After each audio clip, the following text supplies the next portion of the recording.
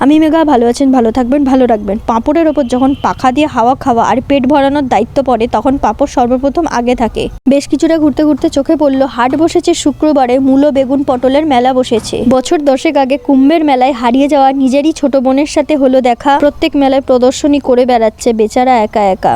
না জানি কোন হতভাগা মৌমাছি সংসার ভেঙে এনে মেলাতে ঝুলিয়ে হয়েছে রাখা। বেচারি কাকিমা চারিদিকে ন্যাকা ন্যাকা কাপেলস দেখতে দেখতে নিজের নাকে সর্ষের তেল এঁটে ঘুমিয়ে পড়েছে। হাওয়ার যখন চাহিদা বেড়ে যায়, নীল গোলাপির বহুরূপী সাজিয়ে 50 টাকার কাঁচকাগজে বিক্রি করা হয়। কাঁচা বাঁশ চিড়ে দুটো টুনি লাইট ভরে চারিদিকে ফুটো করে 4টে পা বানিয়ে যখন ছেড়ে দেওয়া হয়, বাঁশও তখন নিজেকে লন্ডনের টাওয়ার ভাবতে শুরু করে দেয় ভাই।